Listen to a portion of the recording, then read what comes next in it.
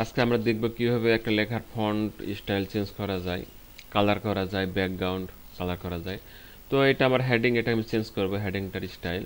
প্রথমে সিলেক্ট করলাম, করে দেখেন নিকোজ ব্যান্ড, এটা নিকোজ ব্যান্ডে লেখা আছে, ডান দিকে ড্রপ ডাউন অ্যারো আছে, এখানে ক্লিক করতে হবে। ক্লিক করলে আমি অনেকগুলো কি পাবো, ফন্ট পাবো। তো এখান থেকে আপনার যা পছন্দ হয়, আমি যেমন এই যে মিট্রা মোনো ফন্ট দিলাম, দেখেন ফন্ট স্টাইল কি হয়ে গেল, চেঞ্জ হয়ে গেল। আমি মনে করেন আরেকটা ফন্ট দেবো, বেনশেন, এই ফন্টটা দিয়ে দিলাম, দেখেন আবার চেঞ্জ হয়ে গেল।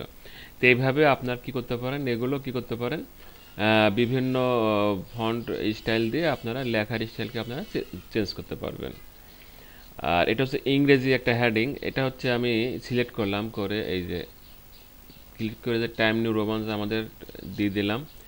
তারপরে দেখেন যত রকম আছে এখানে ফন্ট দিবেন, দেওয়ার সঙ্গে সঙ্গে দেখবেন যে ওই লেখার স্টাইলটা কি হয়ে গেল, চেঞ্জ হয়ে গেল। ঠিক আছে, চেঞ্জ হয়ে গেল।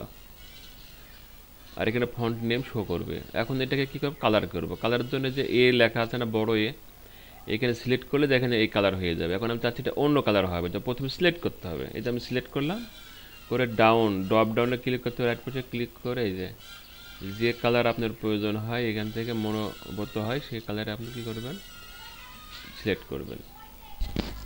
ঠিক আছে, এবার হচ্ছে এটা হচ্ছে আমি চেঞ্জ করবো ফন্ট কালার, এই যেখানে ক্লিক করে এই যে ফন্ট কালার চেঞ্জ। এখন আমি লেখার ব্যাকগ্রাউন্ড চেঞ্জ করবো, দেখা যাচ্ছে লেখাটার আমি ব্যাকগ্রাউন্ড চেঞ্জ করবো। ঠিক আছে, লেখাটাকে প্রথম সিলেক্ট করবেন, করে এই যে বাম দিকে দেখেন ছোট হাতের এবি লেখা আছে, এখানে ক্লিক করে আপনি কোনটা চাচ্ছেন, আমি এই যে ইয়েলো কালার আমি দিয়ে দিলাম। এইভাবে সিলেক্ট করবেন, সিলেক্ট করে এখানে ক্লিক করে যে কালার আছে কালারের উপর ক্লিক করলে লেখার কী হবে, ব্যাকগ্রাউন্ড কালার হয়ে যাবে। এরও আপনি কালার চেঞ্জ করতে পারবেন। লেখার কালার আমি এটা দিয়ে দিলাম, দেখেন ব্যাকগ্রাউন্ড কালার এক, লেখার কালার আরেক। এইভাবে আমরা কি করতে পারি, লেখাকে বিভিন্নভাবে স্টাইল করতে পারি। ওকে, আল্লাহ হাফিজ।